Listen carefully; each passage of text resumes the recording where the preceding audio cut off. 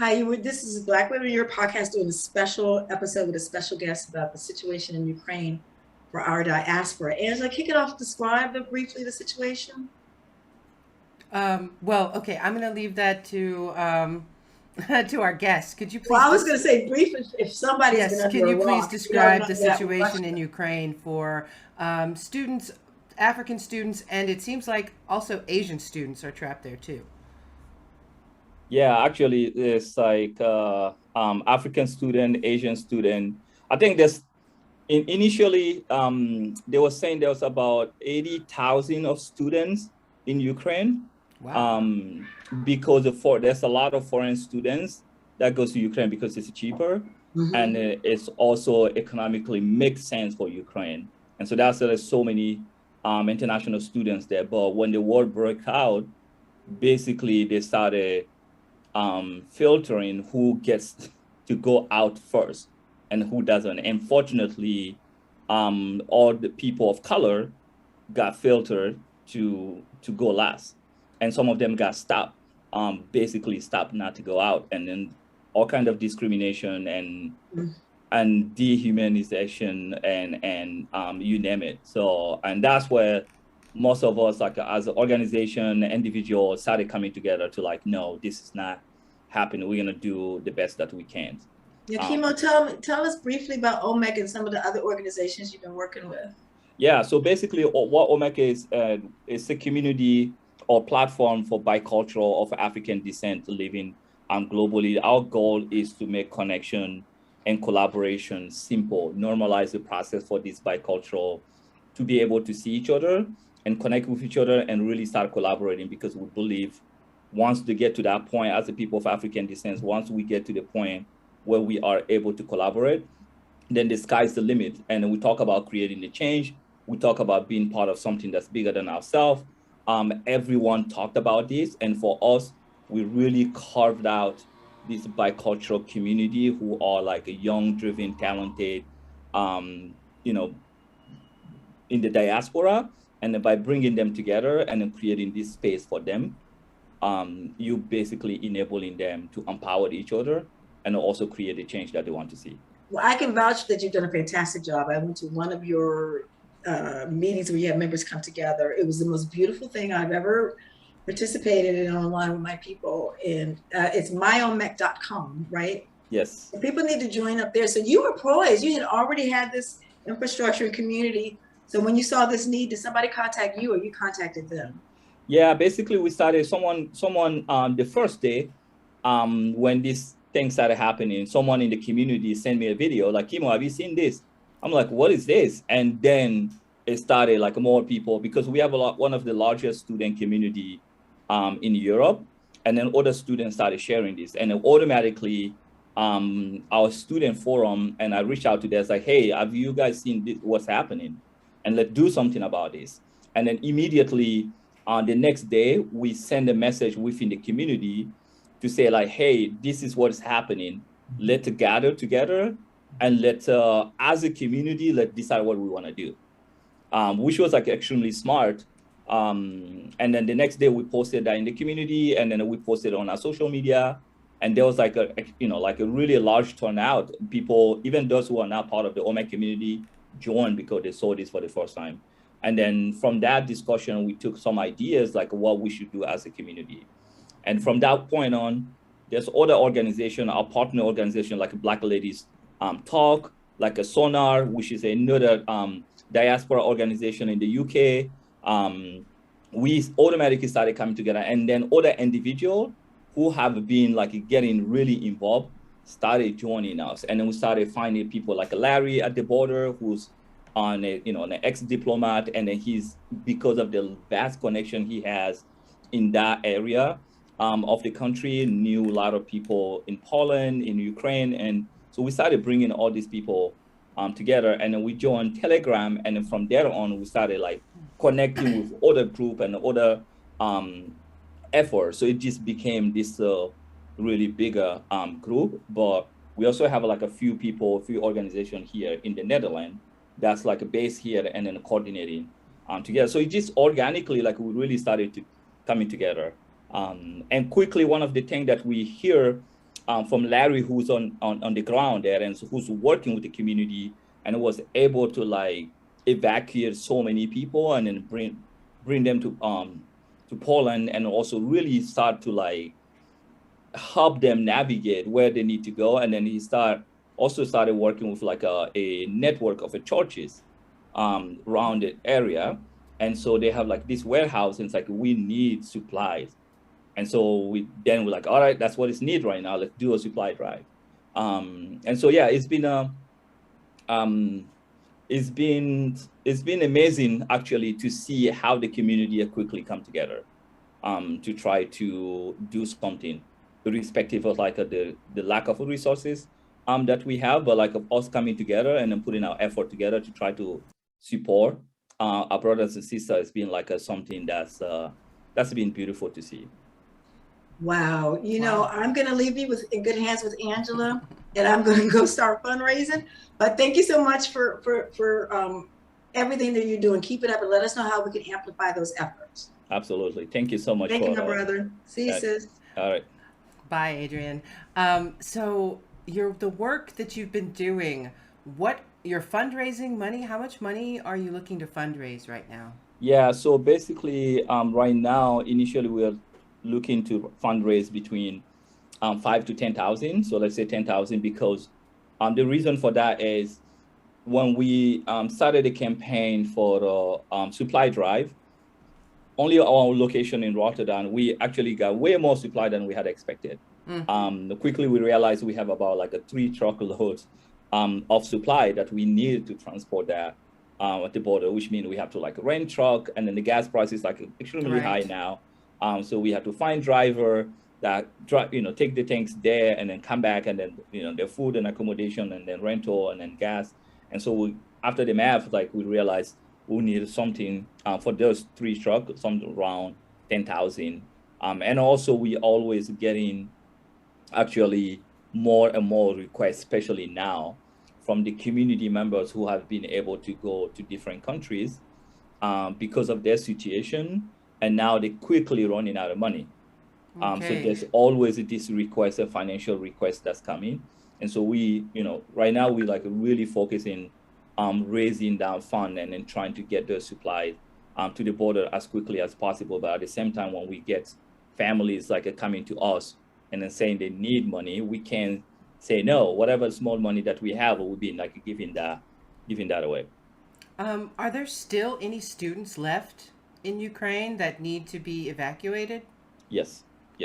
Really? There are still students left. We don't know exact number, but there's a few numbers that people have a clear idea. And especially if you take it, the city of Kherson, there's been more evacuated, but because the city is like such a in dire situation right now, so it's not safe at all to evacuate a lot of the students that's like stuck there. So yeah, it's like even yesterday we were like watching some videos like where these Cameroonian students, like now the good thing is like a lot of these students have managed to come together and then be in one location. But still there's like a few that still need to be rescued. So wow. I hope are you or is any other organization trying to get those students out? There's a lot of organization, like I was saying, we connected. There's like a cross network of organization who are on Telegram. So everybody's managing to do the best that they can. Some have a higher access or better network. So everybody's using the little network that they have to bring together. So, but there are other organizations that we're part of the bigger Telegram group in terms of communicating, who are like really have a more expertise in terms of like a rescuing, students directly from the Ukraine. Yeah, we've been hearing a lot of stories about what's going on in Ukraine. How do you think this is helping the students' mental health? I mean, how's it affecting them? Bad. Bad, like really, really bad. Not even, I mean, the people who are providing the support, like us, are being extremely affected by this, because every day you see in stories, like we see a lot of the story and a lot of the video that's actually not being gone on the social media.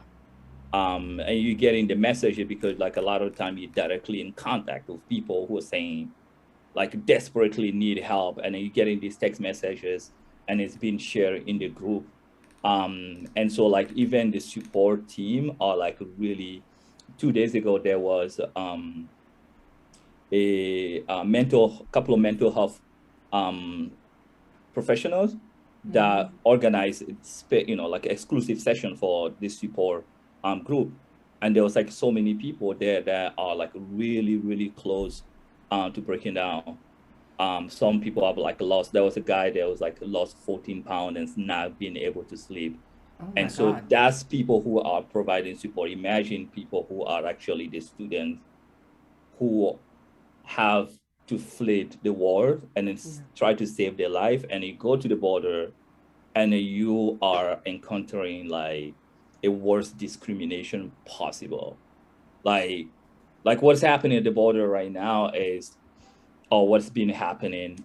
Sometimes you can't even believe like how human being can act like that, but it's happening. So yeah, mentally, a lot of them are like just in the survival mode right now. Let me just get out of here. Let me just get to the safe place. But the coming months, it's gonna be tough. It's gonna be really, really tough because all these thousands of students, a lot of them are gonna be extremely affected by this trauma that they've been going through. Yeah, for the rest of their lives. I can't even imagine what that's like, having to flee a country like that. If people wanted to help, what's the best thing to do? Give money or give things or help with actual take in refugees, or what would you advise? I think everything, but I think the best way to help is to find organizations who are supporting. There's a lot of amazing organizations right now out there. Just find. I think it's getting less and less, but like this time there's always like order that's trying to take advantage of the situation. So find organization that you believe in, and then follow those organization, and then support the call to action. I think right now there's like been a lot of call for accommodations, but I think the biggest call that's going to be coming soon, or that's already happening, is the funding. So please support the funding. Like we are doing like a campaign right now to raise fund, just to take the supply to the border, but we're going to be raising fund to support people. We have like one of our members that just joined the group, a doctor in Ukraine, who I think is a Nigerian descent, but grew up there and then did all the education. So right now she doesn't want to leave. She's staying there and rescuing so many people, so many orphan kids that were left behind. And she's like, this is my calling. And she's there and putting her life at risk. And then when she sends some of the messages to us, it's just heartbreaking. But she needs money. She desperate. So like, that's how she found our organization. She desperately need money. She's been spending her own money to do the work that she's doing and put her life on the line, and finance and everything. So yeah, to say right now, if that's the only thing that you can do, just contribute financially, because we desperately need to support these people. So if you donating few hundred or a few dollars to support, just do that. Every little bit helps. So yes, my advice would be find an organization that you believe, like Omek, right? If you go to my Omek, you can see some of the information, or to follow us on Instagram, and we are consistently putting out the information, so you can see either through us or our partner Sonar or Black Ladies Talk, or other organization, and then you can see if we're doing like a fundraising campaign, contribute to that, like donate, so we can have the capacity to help these people. Okay, well, we'll definitely include some fundraising links for Omek and other organizations so that we can get some money to help these people that are in desperate need and probably experiencing the most traumatic thing of their lives at this point. Thank you so much, Kimo Kamara, founder and CEO of Omek. Thanks for joining us today. Absolutely. Thank you for having me, and thank you for doing your part to help amplify this voice and then let people know what is happening. We definitely need everyone. We need everyone right now. So whatever way you can help, like I said, just do your part. If it's the financing, just contributing financially, please do that. And if you find people in your network and your community who are, like a student who fled these places, find organization like my Omek, like a guy, just share our information, like send us to us, and we can connect them with the appropriate organization or the places to go, or to guide them, give them those guidance, or to provide them any support that we can. Let's do this together. Whatever you do, please do not be passive about this. Yes. Just do something. This is not the time. There's like these people a month ago were just living their life, and then all of a Yes. sudden the things started dropping, and then they found themselves in this situation. So it could happen to anyone. The worst thing that we can do is to like not do anything. Yes. So if you can give it one euro, just give 1 euro. Just do something and support. Be part of the support. That would be my call to action. Okay. Well, I'm definitely going to donate some money as soon as we get off of here, because this is all so, there's so many facets to this tragedy. There's so many people that need help, and I want to do my part. So thanks again. Absolutely. You're already doing your part with this interview and then sharing this. So thank you. Appreciate you.